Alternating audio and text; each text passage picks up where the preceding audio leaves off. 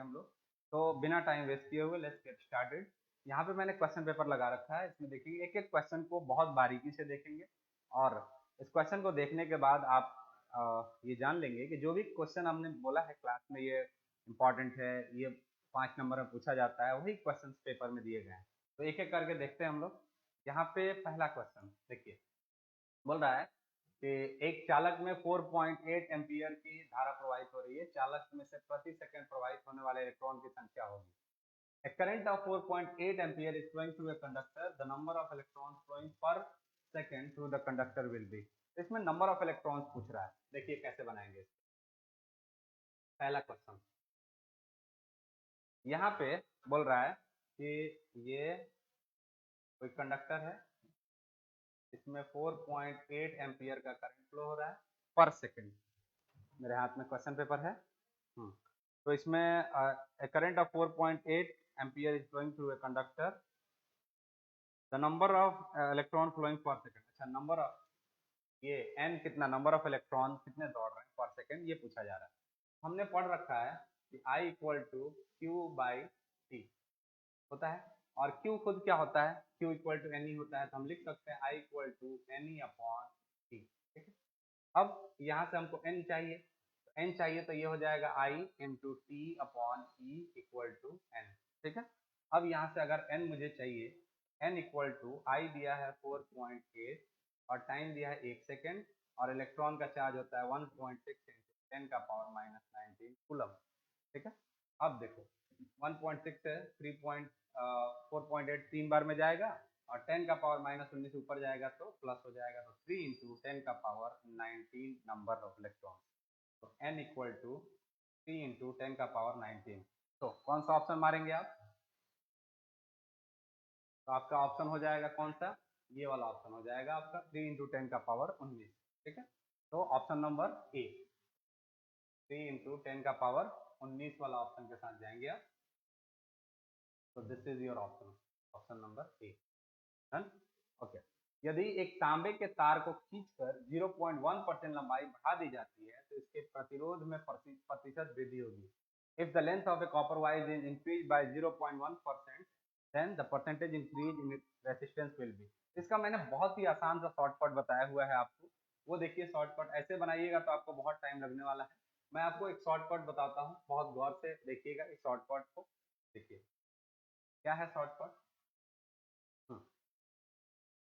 बोल रहा है कि परसेंटेज इंक्रीज पूछ रहा है रेसिस्टेंस में, और खींच के लंबाई बढ़ाया गया 0.1%।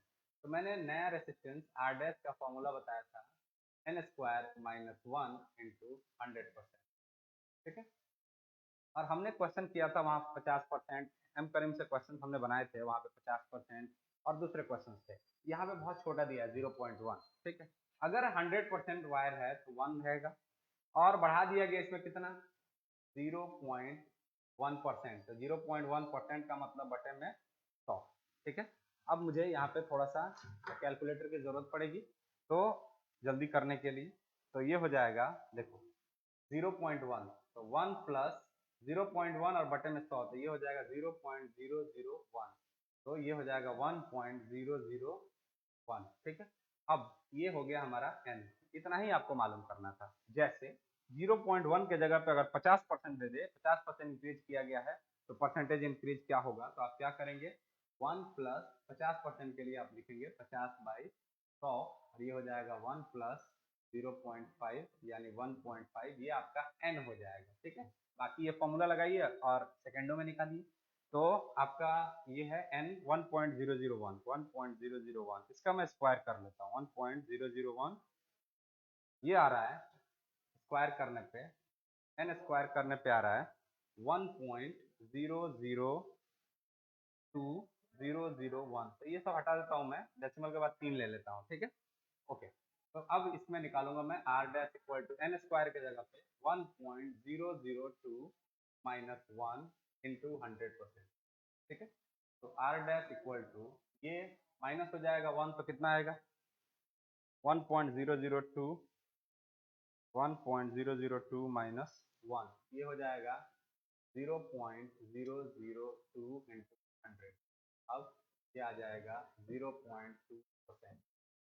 This will be your percentage increase. अगर 50% बढ़ाया जाता तो इसका स्क्वायर कर देंगे, एन स्क्वायर कितना हो जाएगा, तो 1.5 का स्क्वायर करेंगे माइनस 1 इंटू 100%, ये आ जाएगा 2.25 माइनस 1 इंटू 100, तो ये आ जाएगा 1.25 इंटू 100, यानी 125% बढ़ जाएगा अगर 50% वायर को खींच के लंबा किया गया होता है। यहाँ पे 0.1% किया गया है तो 0.2 आ जाएगा आंसर। तो द आंसर इज 0.2, ठीक है, 0.2%। तो यहाँ पे हम लोग अपना ऑप्शन लेके चलेंगे 0.2%।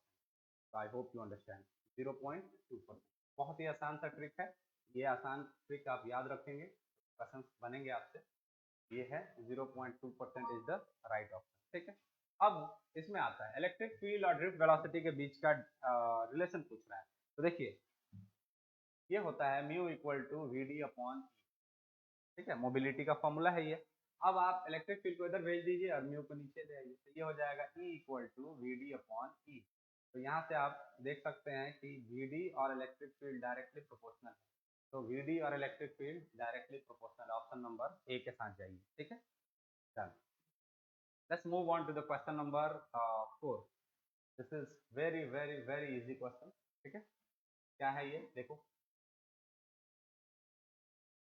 क्वेश्चन नंबर 4 बोल रहा है कि एक चालक में 4 आवेश 2 सेकेंड में प्रवाहित होता है, धारा का मान 4 coulomb of charge flows through a conductor within 2 second, then the value of current will be. देख लो यहाँ पे 4 कूलम और टाइम है 2 सेकेंड, तो इतना हलवा है। I equal to Q upon T करो, 4/2 यानी 2 एम्पियर की करंट है, तो right option will be 2 ampere. Option number B के साथ जाएंगे, 2 ampere, done.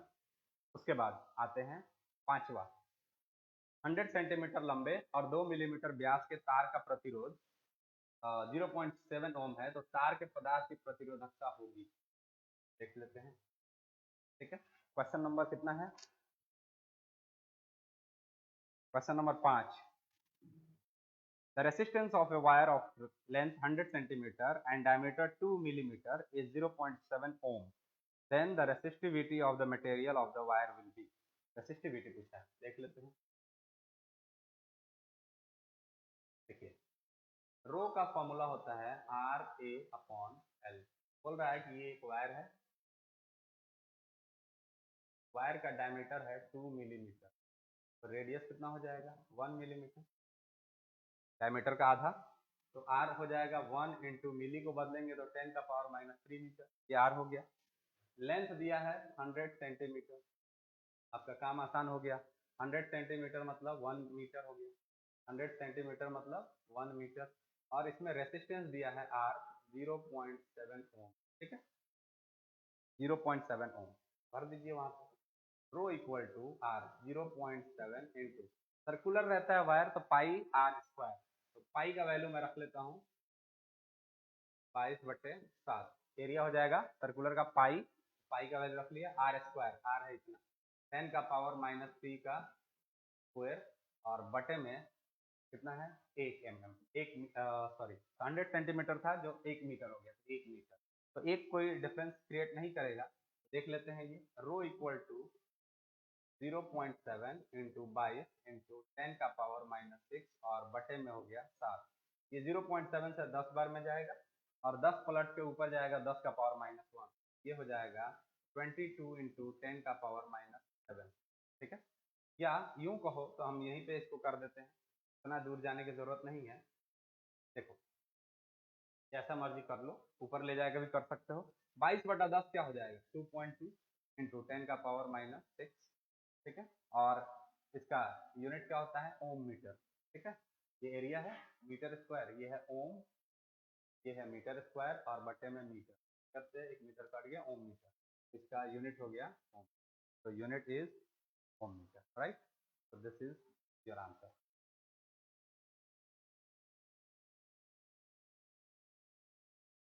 So this is your answer, right? 2.2 into 10 का पावर माइनस 6, 2.2 into 10 का पावर माइनस 6, ऑप्शन बी। तो ये हो गया ऑप्शन बी, ऑप्शन बी के साथ जाएंगे हम लोग। This is option B.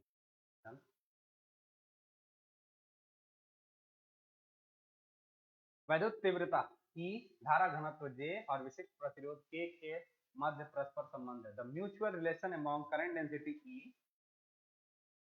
Current intensity E, current density J and specific resistance K is. तो देखिए क्या होता है एक्चुअली में फॉर्मूला, ये हम लोग पढ़ते हैं rho equal to E by J। यहाँ पे रो की जगह पे बोल रहा है K है, तो ये हो जाएगा K equal to E by J, तो ये हो जाएगा E equal to J, E equal to option number D. Done, ठीक है, ये फॉर्मूला अगर याद रखेंगे तो हो जाएगा E इक्वल टू जे के। डन, क्वेश्चन नंबर 6 था ये।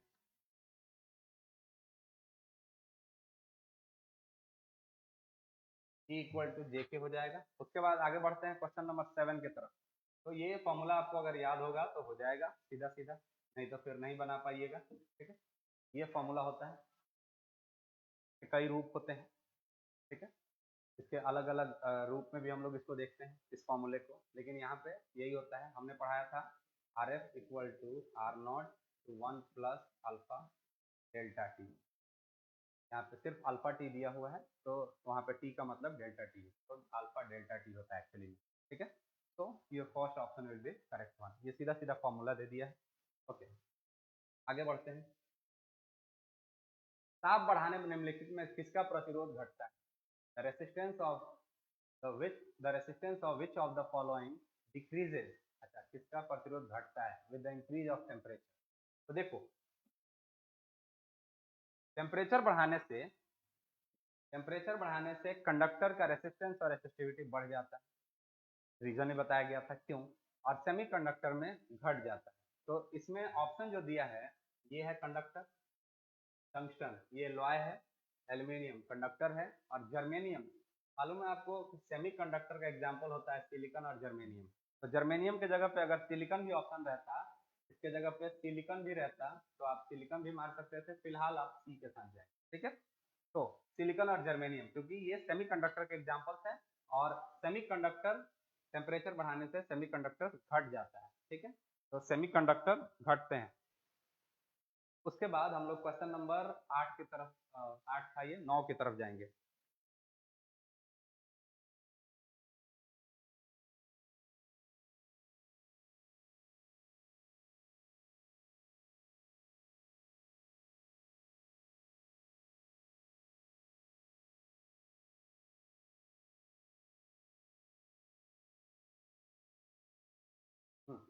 क्वेश्चन नंबर 9, क्वेश्चन नंबर 9 कह रहा है निम्नलिखित में से किसका ताप गुणांक ऋणात्मक होता है? The thermal coefficient of which of the following is negative. तो आपको बहुत आसानी से बताया गया है कि देखिए, टेम्परेचर बढ़ाने से आपका मेटल्स या कंडक्टर्स का टेम्परेचर बढ़ाने से उसका रेसिस्टेंस और रेसिस्टिविटी बढ़ जाता है, और उसका जो थर्मल कोएफिशिएंट होता है या टेम्परेचर कोएफिशिएंट होता है वो पॉजिटिव होता है। ठीक है, कंडक्टर्स का पॉजिटिव, निगेटिव होता है सेमीकंडक्टर, और एलॉयज का लगभग जीरो होता है। ठीक है, एलॉयज का लगभग जीरो होता है। एलॉयज में टेम्परेचर बढ़ाने से कुछ खास फर्क नहीं पड़ता। तो इसमें देखो, तो कॉपर है, आयरन है, मैग्नीज है, तो इसमें कोई नहीं है, तो हम लोग किसके साथ जाएंगे? Option number D. तो option number D is the correct option. तो कौन सा ऑप्शन रहेगा? इनमें से कोई नहीं। सेमीकंडक्टर का कोई एग्जांपल नहीं है इसमें, तो अगर कोई सेमीकंडक्टर का एग्जांपल रहता तो हम लोग उसके साथ जाते। इसमें से किसी का ताप गुणांक ऋणात्मक नहीं, ऋणात्मक होता है सेमीकंडक्टर का, सेमीकंडक्टर का कोई इसमें नहीं। ठीक है, ऑप्शन नंबर डी। आगे क्वेश्चन है, अति चालक पदार्थ की चालकता होती है। The conductivity of super conductor material is. क्या है चालकता, वो देख लेते हैं। The reciprocal of resistivity is conductivity. ठीक है, तो कंडक्टिविटी रेसिस्टिविटी का रेसिप्रोकल को हम कहते हैं। ठीक है, तो रेसिप्रोकल ये होता है रो, अभी मैंने बताया आर ए अपॉन एल। ठीक है, अब इसका उल्टा करेंगे हम लोग, उल्टा होता है सिग्मा, तो ये हो जाएगा एल अपॉन आर ए। ठीक है, सेमी कंडक्टर जो होते हैं, सॉरी सुपर कंडक्टर्स जो होते हैं, सुपर कंडक्टर्स में इलेक्ट्रॉन के रास्ते में रेसिस्टेंस लगभग जीरो, रेसिस्टेंस जीरो होता है। ठीक है, रास्ते में सुपर कंडक्टर मतलब इलेक्ट्रॉन के रास्ते में कोई रुकावट नहीं। तो आर जीरो रेसिस्टेंस नहीं होता है, तो आर जीरो जैसे ही करोगे sigma equal to L upon ये जीरो बटे में जीरो का मतलब ये जीरो मतलब अनडिफाइंड, तो ये क्या हो जाएगा इंफिनिटी। तो इसका क्या ऑप्शन मारेंगे हम लोग, इंफिनिटी। तो अनंत इंफिनिटी। अति चालक पदार्थ की चालकता conductivity super conductor material is infinity. ठीक है, ये रहा रीजन। ओके, पहले 12 बना देता हूँ फिर 11 समझाता हूँ, 12 से ही 11 को समझाऊंगा। देखिए, प्रत्येक 2 ओम के 3 प्रतिरोध त्रिभुज के आकार में संयोजित हैं। त्रिभुज के किन्हीं दो शीर्ष बिंदुओं के मध्य प्रतिरोध होगा। Three resistances of value, question है, three resistances of value 2 ohm each are connected in triangular shape. The resistance at the middle point of any two vertices of the triangle is, देखिए ऐसा बोल रहा है ये,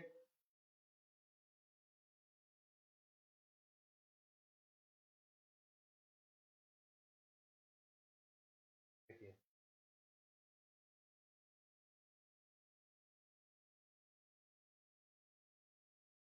ये दो दो दो ऐसा बोल रहा है।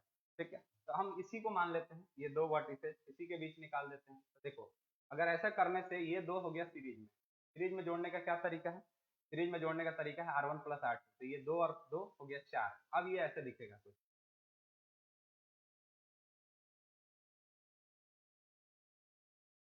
के बीच हम निकाल रहे थे, ये दो है और ये 4 है। अब ये पैरेलल में हो गया, तो पैरेलल में क्या होता है R1 R2 by R1 plus R2, तो यहाँ से आरपी निकालेंगे हम लोग, R1 R2 मतलब 4 इंटू 2 और बटे में R1 प्लस R2 मतलब 4 प्लस 2, 8 बाई 6 यानी 4 बाई, यहाँ पे कैसे निकाला हमने R1 प्लस R2, 2 प्लस 2, यहाँ से 4 ओम। ठीक है, यहाँ से निकला 4 ओम और ये 4 ओम 2 ओम के साथ पैरेलल में, तो ये हो गया 4 बाई 3 ओम। तो इसका आंसर हो जाएगा 4 बाई 3 ओम। अब देखो 11 क्या कह रहा है, 11 कह रहा है कि दो प्रतिरोध R1 एवं R2 है जिसमें R1 R2 से बड़ा है, समांतर क्रम में जुड़े हैं, तुल्य प्रतिरोध R के लिए निम्न में से कौन सा सही है। चार ऑप्शन दिया है। Two resistances R1 and R2 in which R1 is greater than R2 are connected in parallel. Which of the following is correct for equivalent resistance? बोल रहा है कि दो रेसिस्टेंस R1 और R2 को पैरेलल में जोड़ा गया है जिसमें R1 R2 से बड़ा है, तो बोल रहा है इस चारों में से कौन सा ऑप्शन सही होगा। तो देखिए यहाँ पे मैं आपको समझाता हूँ। देखिए, पैरेलल में जो इक्विवेलेंट आता है ना, पैरेलल में जो इक्विवेलेंट आता है वो दोनों रेसिस्टेंस से, यानी जिन दो को हम पैरेलल में जोड़े रहते हैं उन दोनों से उसका वैल्यू कम रहता है। ठीक है, तो ये वाला देखो, जैसे ये दो दो दो था, पैरेलल में 4 और 2 था, तो जोड़ने पे ये देखो 2 से भी कम आया, 4 बाई 3 कितना होगा, 3 से भाग दोगे 4 में तो 1 पॉइंट समथिंग आएगा, तो 2 से भी कम है। यानी जिन दो को हम पैरेलल में जोड़ रहे होते हैं उनका इक्विवेलेंट जो आता है इन दोनों से कम रहता है, तो उसके हिसाब से तो यही ऑप्शन ठीक है। जो आर है मतलब इक्विवेलेंट है वो लेस होगा R1 से, बिल्कुल सही ऑप्शन है ये। देखो मान इसी को R1 मान लो, तुम इसको R2 मान लो, तो 2 से कम नहीं है ये, जो रिजल्टेंट आया हो तो 2 से कम ही है, तो देखो R less than R1, this is the right option. ठीक है, इनमें से दोनों को जोड़ने पे पैरेलल में जो रिजल्ट आता है इन दोनों से कम आता है, तो इसमें जो ऑप्शन दिया है कि रिजल्ट जो आएगा इक्विवेलेंट जो आएगा वो R1 से कम होगा, बिल्कुल सही है। बाकी ये सब इनअप्रोप्रिएट ऑप्शन है। ठीक है, तो 11 और 12 हो गया। क्वेश्चन नंबर 13, 13 पे यहाँ पे लड़के बहुत कंफ्यूज हुए हैं। यहाँ पे बिंदु नियम कह दिया है, पॉइंट रूल कह दिया है, वही है जंक्शन रूल। ठीक है, तो इसके दो रूल हैं किरचॉफ के। ठीक है, तो किरचॉफ जंक्शन रूल और किरचॉफ लूप रूल, या किरचॉफ करंट रूल या किरचॉफ वोल्टेज रूल, केसीएल और केवीएल में बोलता हूँ। तो पहला किरचॉफ करंट रूल डिपेंड करता है कंजर्वेशन ऑफ चार्ज पे, और दूसरा कंजर्वेशन ऑफ एनर्जी पे। तो यहाँ पे पॉइंट का पूछ रहा है मतलब जंक्शन का पूछ रहा है, तो जंक्शन का है, तो जंक्शन का है कंजर्वेशन ऑफ चार्ज या चार्ज कंजर्वेशन प्रिंसिपल पे। वही वोल्टेज रूल रहता है या लूप रहता है तो एनर्जी कंजर्वेशन पे ऊपर वाला हो जाता है, तो फिलहाल ये। ठीक है, नेक्स्ट क्वेश्चन पिछली बार भी पूछा गया था, इस बार भी ये पोटेंशियल का क्वेश्चन यहाँ पूछ दिया है। जब एक समविभवी क्षेत्र में इलेक्ट्रॉन एक स्थान से दूसरे स्थान पे जाता है तो इलेक्ट्रॉन पर कार्य होता है। when electron moves from one point to another point in an equipotential surface, then देखो बाबू, इक्विपोटेंशियल सरफेस क्या होता है, हर पॉइंट का पोटेंशियल सेम होता है। ठीक है, तो जब पोटेंशियल डिफरेंस ही नहीं मिलेगा, हर पॉइंट का पोटेंशियल सेम होता है, हर पॉइंट का। तो इलेक्ट्रॉन को एक जगह से दूसरे जगह ले जाओगे, मान लो यहाँ से ए से बी ले जा रहे हो, B A minus B B, ठीक है, ये क्या होता है W अपॉन क्यू। तो V A minus V B जब जीरो होगा तो W कितना होगा, W भी जीरो हो जाएगा, तो इलेक्ट्रॉन पे कोई कार्य नहीं होगा, ठीक है, इलेक्ट्रॉन पे कोई कार्य नहीं होगा, कार्य नहीं होता है, ठीक है। इधर नहीं दिख रहा था, मैं इधर समझा देता हूँ, देखो मान लो ये पॉइंट से ये पॉइंट ले जा रहे हो, ठीक है, ये ए पॉइंट है, ये बी है, तो ये डेफिनेशन ऐसा है, V A minus V B equal to W upon electron का चार्ज हो जाएगा, क्यू के जगह पे इलेक्ट्रॉन का चार्ज हो जाएगा। अब ये जीरो होता है क्योंकि सारा यहाँ का पोटेंशियल जितना है उतना ही यहाँ का पोटेंशियल, ये हो गया जीरो, ये हो गया डब्ल्यू अपॉन इलेक्ट्रॉन का चार्ज, ये इधर जाएगा तो डब्ल्यू इक्वल टू कोई कार्य नहीं होता है इलेक्ट्रॉन, ठीक है। ओके, व्हीटस्टोन ब्रिज से मापा जाता है, Wheatstone bridge measures, Wheatstone bridge क्या मेजर करता है, तो मीडियम रेंज के रेसिस्टेंस को ये मेजर करता है, इसमें मीडियम रेंज नहीं है, हाई है, लो है, उच्च तथा निम्न दोनों है और विभवांतर है, तो हम लोग निम्न के साथ, लो रेसिस्टेंस के साथ, एक्चुअली में इसका क्या होता है मीडियम रेंज, ठीक है, मीडियम रेंज रेसिस्टेंस, लेकिन चूंकि यहाँ पे मीडियम रेंज का ऑप्शन नहीं दिया है इसलिए हम लोग लो के साथ जाएंगे, ठीक है। ओके, नेक्स्ट, विभव मापी के तार की लंबाई बढ़ा देने पर संतुलन बिंदु प्राप्त होता है, on increasing the length of wire of potentiometer equilibrium point is achieved at. Equilibrium point किस पे ऑब्टेन किया जाता है देख लेते हैं। देखो, जैसे ही तुम पोटेंशियोमीटर का वायर का लंबाई बढ़ा दोगे तो पोटेंशियल ग्रेडियंट गिर जाता है, के होता है V अपॉन एल, एल ज्यादा तो के हो जाएगा कम, लेकिन पहले तुमको अगर यहाँ मिलता था बैलेंसिंग लेंथ, अब यहाँ मिलेगा, मतलब अब अधिक लंबाई पे मिलेगा, तो अधिक लंबाई पे मिलेगा। हाँ, एक चीज और यहाँ से खास बात है कि पोटेंशियल ग्रेडियंट गिर जाएगा, लेंथ बढ़ेगा तो V अपॉन एल होता है potential gradient, K equal to V upon L, तो जैसे ही एल बढ़ेगा V तुम्हारा के गिर जाएगा, ठीक है, तो के डिक्रीज हो जाता है लेकिन बैलेंसिंग लेंथ बढ़ जाता है, यानी जो इक्विलिब्रियम पॉइंट मिलेगा वो अधिक लंबाई पे मिलेगा, ठीक है। किसी सेल का विद्युत वाहक बल की माप होती है, देखो इसका करेक्ट आंसर होगा पोटेंशियोमीटर, जो कि बहुत एक्यूरेट मेजर करता है, पोटेंशियोमीटर किसी सेल के ईएमएफ को बहुत एक्यूरेटली मेजर करता है, लेकिन यहाँ पे ऑप्शन में नहीं है, तो ऑप्शन में वोल्ट मीटर है तो हम लोग वोल्ट मीटर से ही काम चला लेंगे। पोटेंशियोमीटर साइज में बड़ा होता है, हर जगह कैरी नहीं किया जा सकता, इसीलिए वोल्ट मीटर से ही मेजर कर लेते हैं हम लोग। हालांकि वोल्ट मीटर पोटेंशियोमीटर जितना एक्यूरेट रीडिंग नहीं देता है, फिर भी जब वो नहीं है तो इसी से काम चलाना पड़ेगा, तो फिलहाल हम लोग क्या मारेंगे यहाँ पे वोल्ट मीटर, ठीक है। ओके, नेक्स्ट है इलेक्ट्रॉन वोल्ट द्वारा मापा जाता है, तो देखिए इलेक्ट्रॉन वोल्ट किसका यूनिट है, वर्क या एनर्जी का स्मॉलेस्ट यूनिट होता है, तो देखिए एक इलेक्ट्रॉन वोल्ट में 1.6 इंटू 10 का पावर माइनस 19 होता है, तो ये हमने बताया था आपको, और ये वर्क और एनर्जी का यूनिट होता है, एनर्जी का स्मॉलेस्ट यूनिट बोला जाता है, तो ये एनर्जी, तो energy is the right option, ठीक है। एक सूखे सेल का विद्युत वाहक बल 1.5 वोल्ट है और आंतरिक प्रतिरोध 0.5 ओम है, यदि यह सेल एक बाहरी परिपथ में 1 एम्पियर की धारा भेजता है तो सेल का विभवांतर होगा। देखिए क्या बोला जा रहा है, electromotive force of a dry cell is 1.5 volt and its internal resistance is 0.5 ohm. If this cell sends 1 ampere current in an external circuit, then the potential difference of the cell will be. बहुत ही आसान सा formula आपको बताया गया था, ये V equal to होता है E माइनस आई आर, ठीक है।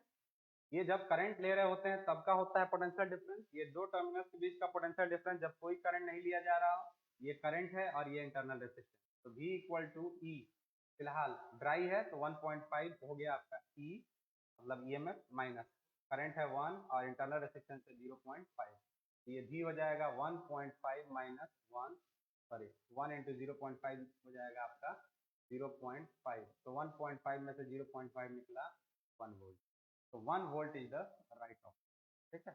क्वेश्चन नंबर 19 हो गया, आगे बढ़ेंगे क्वेश्चन नंबर 20 की तरफ।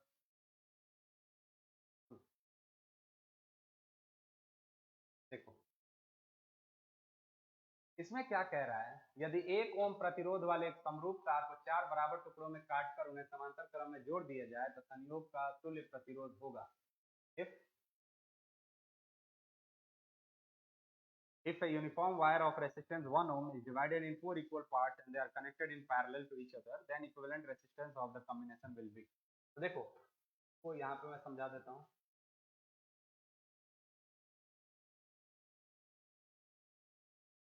देखो बोल रहा है 1 ओम का है और समरूप है, मतलब हर जगह एक जैसा है। तो इसको 4 पार्ट में काट दिया गया। तो 4 पार्ट में काट के तो यहाँ पे जो रेसिस्टेंस है वो 1 ओम का है। तो इसको काट के 4 पार्ट में करके सबको पैरेलल में जोड़ दिया।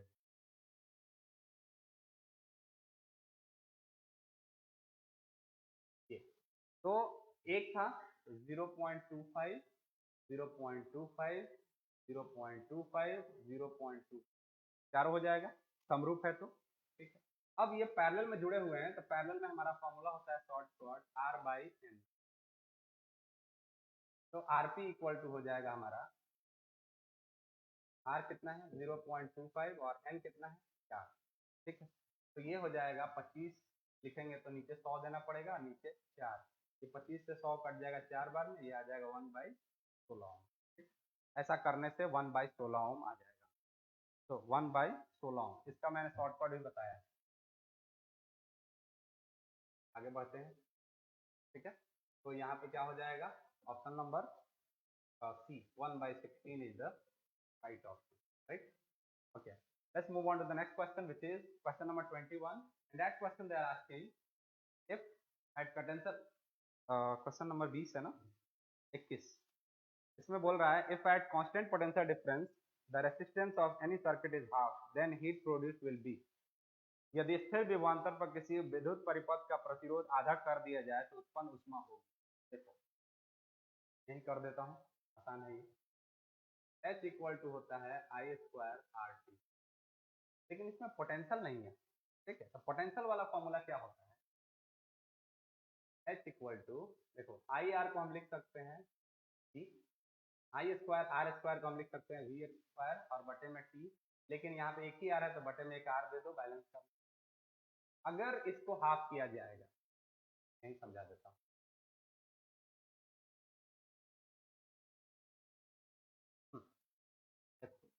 H इक्वल टू फॉर्मूला होता है आई स्क्वायर आर टी, लेकिन पोटेंशियल के टर्म में क्या होता है, आपको क्वेश्चन में पोटेंशियल के टर्म में बोला है।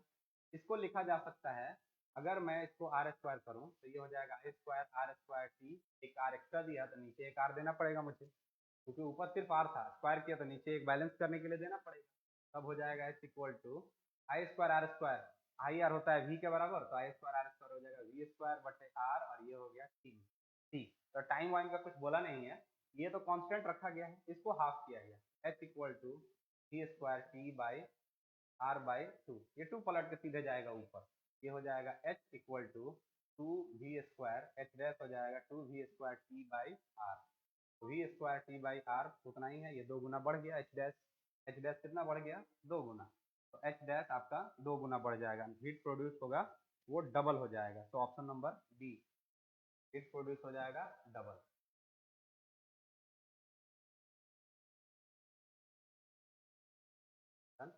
तो हीट प्रोड्यूस विल बी, ठीक है। दो बल्ब क्रमशः 15 वाट 220 वोल्ट और 60 वाट 220 वोल्ट क्षमता के उनके फिलामेंट के प्रतिरोध का अनुपात बताइए। The capacities of two bulbs are 15 watt 220 volt and 60 watt 220 volt respectively. The ratio of the resistances of their filaments will be। देखो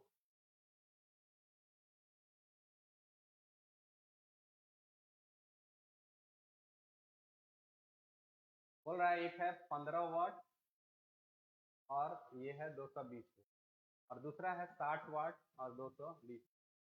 पावर का फॉर्मूला होता है वी स्क्वायर अपॉन आर। तो P1 हो जाएगा, V तो सेम है V square by R one, और P2 क्या हो जाएगा P square by R two. P1 by P2 कर देते हैं, P1 बाई P2 करोगे ये हो जाएगा V square by R one और V square by R two. ये पलटेगा तो ये हो जाएगा V square by R one and R two बटे में वी स्क्वायर कैंसिल, तुम्हारा हो जाएगा P1 by P2 equal to R2 by R1। देख लो R2 बाई R1। तो देखो P1 कितना है, P1 है और तुमको रेशियो चाहिए इनका रेसिस्टेंस का, ऐसे करो गलती हो जाएगा। तो R1 को ऊपर ले जाओ, इसको पलटोगे तो ये भी पलटेगा, तो ये हो जाएगा R1/R2 इक्वल टू P2/1। ये ऐसा अनुपात चाहिए ना, R1 और R2 का पूछ रहा है, ठीक है।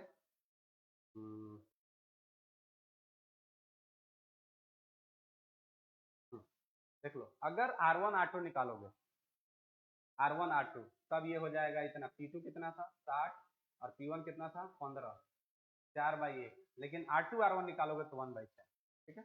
तो यहाँ पे पूछ रहा है दोनों का अनुपात रेस्पेक्टिवली बोला है, तो आप लिखना पड़ेगा 4:1, ठीक है, 4:1, ठीक है। तो R1/R2 मैंने निकाला है, डन।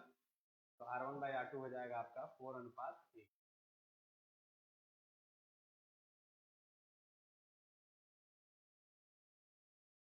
ठीक है।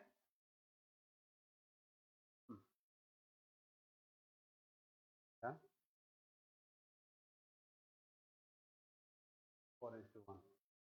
अब यहाँ से मैग्नेटिज्म के क्वेश्चन देखिए, आर त्रिज्या और एन फेरो वाली किसी वृत्ताकार कुंडली जिसमें आई धारा प्रवाहित हो रही है, केंद्र पर चुंबकीय बल समानुपाती है। देखिए, सेंटर पे होता क्या है,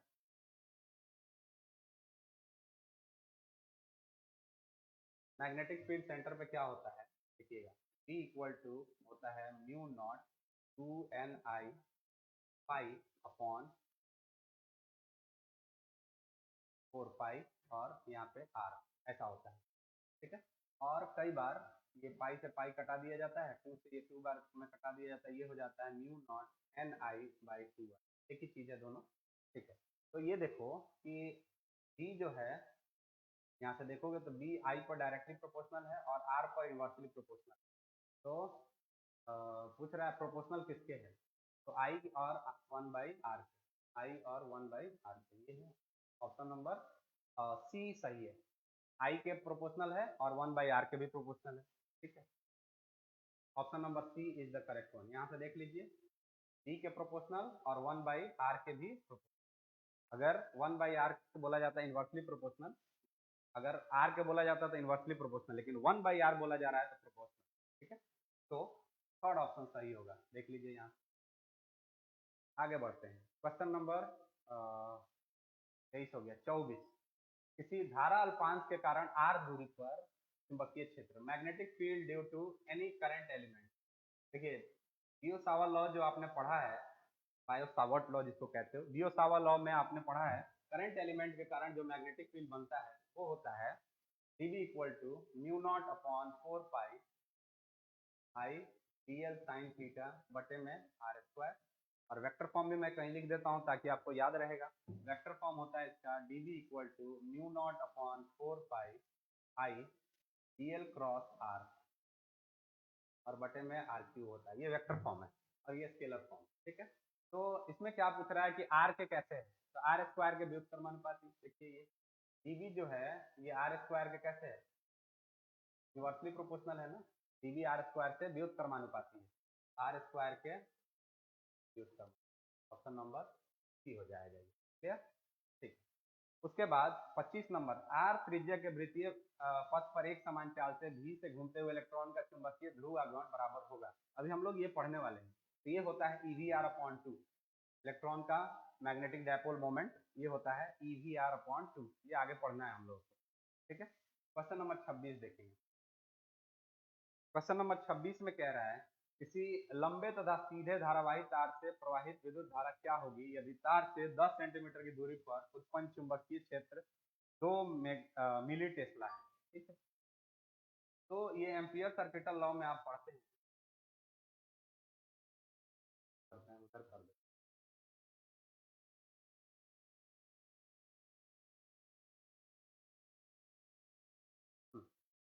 ये बोल रहा है magnetic field due to any current element, नहीं ये नहीं, ये what will be the electric current flowing through a long and straight current carrying wire if the magnetic field produced at a distance 10 centimeter from the wire is 2 milli tesla. बोल रहा है कि ये wire है, इसमें आई क्या होगा, अगर इससे 10 सेंटीमीटर की दूरी पर जो मैग्नेटिक फील्ड बन रहा है भी, वो मैग्नेटिक फील्ड है कितना, 2 मिली टेस्ला। तो ये फॉर्मूला होता है B equal to mu naught I upon 2 pi R, ये होता है। या इसको हम लोग क्या लिखते हैं ऐसे, B equal to mu naught 2i upon 4 pi into R, ऐसा लिखते हैं हम लोग। ये 4 पाई बनाने के लिए दोनों सही है, जो मर्जी वो लगा लीजिए। B equal to mu naught upon 4 pi होता है 10 का पावर माइनस 2 के जगह पे 2, आई कितना है, आई निकालना है, आई, और मैग्नेटिक फील्ड की जगह पे इसका वैल्यू रख देते हैं। मैग्नेटिक फील्ड की जगह पे इसका वैल्यू रख दिया। मैग्नेटिक फील्ड का वैल्यू दिया है 2 मिली टेस्ला, 2 इंटू 10 का पावर माइनस 3 टेस्ला हो जाएगा। और बटे में म्यू नॉट अपॉन 4 पाई का वैल्यू तो हम लोग रख चुके हैं 10 का पावर माइनस 7, और 10 सेंटीमीटर, 10 सेंटीमीटर को बदलेंगे तो 10 इंटू 10 का पावर माइनस 2 मीटर, यानी 10 का पावर माइनस 1 मीटर। तो इसके जगह पर रखेंगे 10 का पावर माइनस 1 मीटर। बाकी सबको इधर भेजते हैं। देखिए आई इक्वल टू, ये हो जाएगा उधर जाकर मल्टीप्लाई होगा तो 2 इंटू 10 का पावर माइनस 3 इंटू 10 का पावर माइनस 1, और बटे में जाएगा 2 इंटू 10 का पावर माइनस 2 कैंसिल, और आई इक्वल टू हो जाएगा 10 का पावर माइनस 7 ऊपर जाएगा तो 10 का पावर प्लस 7 इंटू 10 का पावर माइनस 3 और माइनस 1, 10 का पावर माइनस, ये बचेगा 10 का पावर 3 एम्पियर, 1000 एम्पियर। तो 1000 एम्पियर, ये एम्पियर सर्किटल लॉ पे है, 1000 एम्पियर राइट ऑफ है। बी वाला ऑप्शन सही है, 1000 एम्पियर। नेक्स्ट, किसी आवेशित कण को चुंबकीय क्षेत्र में चुंबकीय क्षेत्र रेखा के अनुदिश गति दी जाती है तो कण पर कार्यकारी बल होगा। A charged particle is moving along the direction of magnetic field lines. The effective force on the particle will be, कोई चार्ज पार्टिकल है, इधर मैग्नेटिक फील्ड है, देखो तो मैग्नेटिक फोर्स होता है वो होता है QVB sin थीटा। अब देखो इसमें क्या कह रहा है कि ये है आपका मैग्नेटिक फील्ड और चार्ज को इधर ही लेके जाया जाए, मतलब मैग्नेटिक फील्ड के दिशा में बोल रहा है along the direction of magnetic, दोनों के बीच का एंगल कितना हो जाएगा 0 डिग्री। तो मैंने आपको थ्योरी में बताया है कि अगर चार्ज रुका हुआ है मतलब V0 तो भी फोर्स नहीं लगेगा। चार्ज जब मैग्नेटिक फील्ड के along जाएगा तो थीटा 0 हो जाएगा और साइन 0 0 होता है तो भी फोर्स नहीं लगेगा। और ये है मैग्नेटिक फील्ड और ऐसे चार्ज को ले जाया जाए, ऐसे मूव कराया जाए तो थीटा 180 हो जाएगा, साइन 180 भी 0 होता है तो भी फोर्स नहीं लगता है। फोर्स एक ही कंडीशन में मैक्सिमम लगता है जब दोनों के बीच का V और B के बीच का एंगल 90 होता है। यहाँ पे चार्ज को इधर ले जाओगे मैग्नेटिक फील्ड के डायरेक्शन में, थीटा 0, यहाँ पे जैसे ही साइन 0 रखोगे सब 0 हो जाएगा तो फोर्स इक्वल टू 0, तो फोर्स हो जाएगा। So this is how you have to solve. अभी मैंने ऊपर बताया जो फॉर्मूला, सेंटर पे जो फॉर्मूला आता है तो थोड़ा सा घुमा दिया गया है, देखिए कैसे। यदि किसी वृत्ताकार कुंडली की त्रिज्या a और फॉरो की संख्या n है तो इसमें I धारा प्रवाहित हो रही है तो केंद्र पर चुंबकीय क्षेत्र का मान, if the current I is flowing through a circular coil of radius a and number of turns n, then the magnetic field at the center of the coil, center of the coil क्या होता है अभी मैंने बताया आपको, B equal to होता है mu naught by 4 pi 2ni pi upon a, जहाँ a रेडियस है, ठीक है। ऐसा अगर आप पाई से पाई को कैंसिल कर दो, पाई को पाई से कैंसिल कर दो और ये 2 को 2 से कैंसिल कर दो तो ये हो जाएगा म्यू नॉट ni अपॉन 2, एक ही चीज है। या ऊपर वाला फॉर्मूला लिखो या ये लिखो, एक ही बात है। तो यहाँ पे ये वाला दिया है, अब आपको क्लास में बता दिया गया ये फॉर्मूला, क्लास में आपको ये आप नहीं लिखो, ये हो जाएगा mu naught ni upon 2a। अगर आपको क्लास में ये फॉर्मूला बता दिया गया, ये वाला mu naught 2ni pi upon 4 pi और यहाँ पे a, तो इसमें डिफरेंस क्या है, आपको क्या करना है, सिर्फ ये पाई से पाई कटा देना, 2 से ये 4 कटा देना है, बाकी तो उतना ही आएगा। थोड़ा सा अपना भी एफर्ट लगाया जा सकता है। दूसरी बात, इस फॉर्मूले का एक तीसरा रूप भी मैंने बताया है आपको, और वो कैसा होता है, वो कुछ इस तरह का होता है, इधर बता देता हूँ। b equal to mu naught upon 4 pi 2ni capital A और बटे में होता है a का पावर क्यूब, ये भी बताया है मैंने इस फॉर्मूले का रूप, सेंटर पर इसी फॉर्मूले का रूप। और ए हो जाएगा पाई ए स्क्वायर, तो ए स्क्वायर से ये क्यूब कट जाता है, फिर वही चीज आता है। तो ये तीसरा रूप मैंने बताया है आपको, ठीक है। तो this is how you have to solve. Question number 29 पे चलते हैं। इसमें थोड़ा सा घुमा फिरा के दिया है क्वेश्चन, ये थोड़ा सा मतलब कॉम्प्लेक्स हो सकता है, माना जा सकता है कि कॉम्प्लेक्स है, और आप लोगों को सोचना पड़ेगा इसको बनाने के लिए। देखिए है वही चीज जो अभी मैंने डिस्कस किया, वही चीज है। b इक्वल टू अभी आपने पढ़ा म्यू नॉट अपॉन 4 पाई और i अपॉन म्यू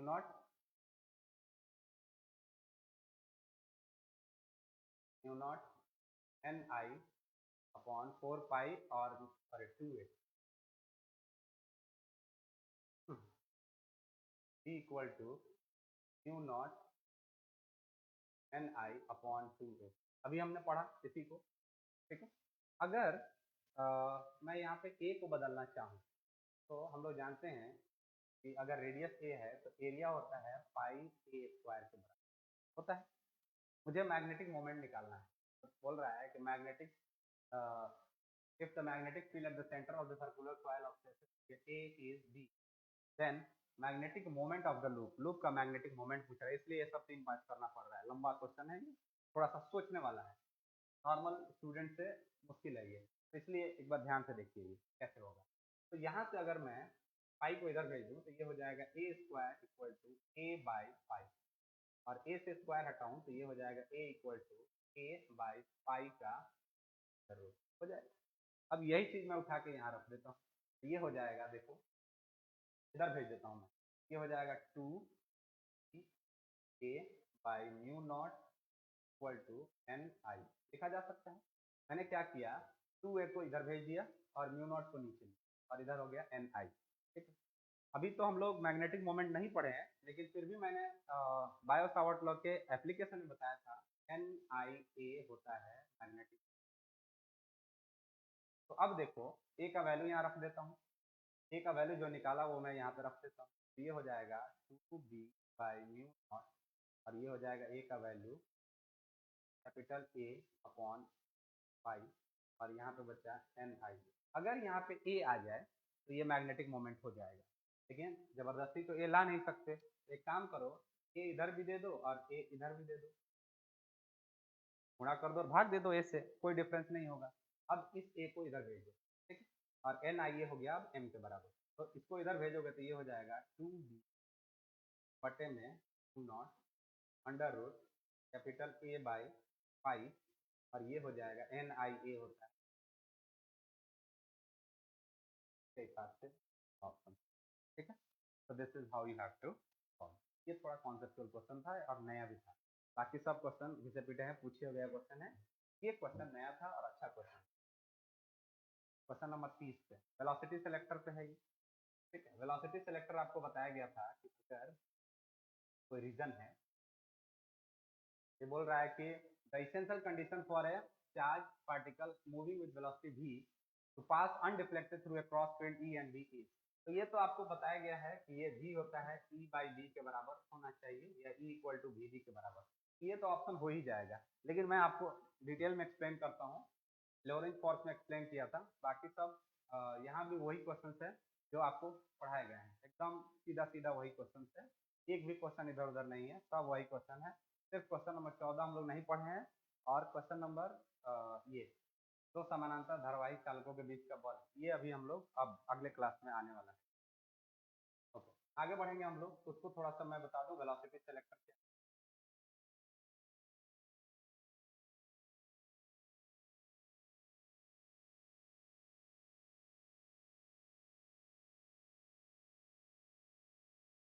ये एक इलेक्ट्रिक फील्ड है, ठीक है, और मैग्नेटिक फील्ड भी इस रीजन में है। मैग्नेटिक फील्ड को मैं यहाँ क्रॉस से दिखा, मतलब इस रीजन में इलेक्ट्रिक फील्ड और मैग्नेटिक फील्ड दोनों है, ठीक है। ये क्रॉस क्या दिखा रहा है, अंदर जाता हुआ मैग्नेटिक फील्ड, ठीक है। यहाँ से कोई चार्ज पार्टिकल ऐसे, तो इस चार्ज पार्टिकल पे दोनों फोर्स लगता है, नीचे लगेगा अगर Q चार्ज है, v वेलोसिटी से जा रहा है, और Q चार्ज है जिसका मास है m, तो इस Q चार्ज पे इलेक्ट्रिक फील्ड प्लस है, तो इलेक्ट्रिक फील्ड के डायरेक्शन में F इक्वल टू, और इधर लगेगा ऊपर की तरफ, फिर देखो वेलोसिटी इधर है, मैग्नेटिक फील्ड इधर है, तो फोर्स किधर लगेगा?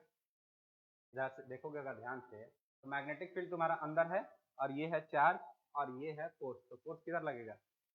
ध्यान से ये जब आप लेफ्ट हैंड रूल से देखिएगा तो ये है चार्ज का डायरेक्शन, ये है मैग्नेटिक फील्ड, तो फोर्स ऊपर की तरफ।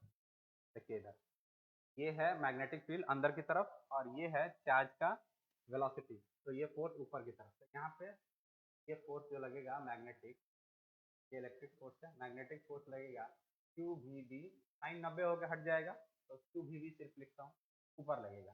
ठीक है, अब ये चार्ज पार्टिकल जा रहा है, इसमें से क्रॉस करना है इसको, तो अगर ऊपर का फोर्स बड़ा हो गया, मैग्नेटिक फोर्स बड़ा हो गया, ये चार्ज पार्टिकल इधर डिफ्लेक्ट, और नीचे का फोर्स बड़ा हो गया तो ये चार्ज पार्टिकल इधर डिफ्लेक्ट हो जाएगा।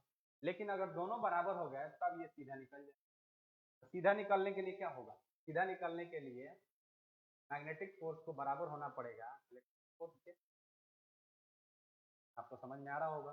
अब मैग्नेटिक फोर्स होता है क्यू वी बी और ये होता है क्यू इंटू, क्यू से क्यू कैंसिल हो गया, ई इक्वल टू क्या आया जो कि आपके ऑप्शन में था, और यहाँ से भी निकालिएगा इसको ई बाई बी, इसको वेलोसिटी सिलेक्टर कहा जाता है, velocity. So this is how you have to solve, and I request all my students to write all 30 questions and solve it step by step so that you have a rich collection of objective questions by the end of your examination. ठीक है, तो इसको बहुत अच्छे से आप 30 question को collect कीजिए ताकि आपका ऑब्जेक्टिव का जो कलेक्शन वो दिख जाए। तो आज के क्लास में बस इतना ही। Thank you so much.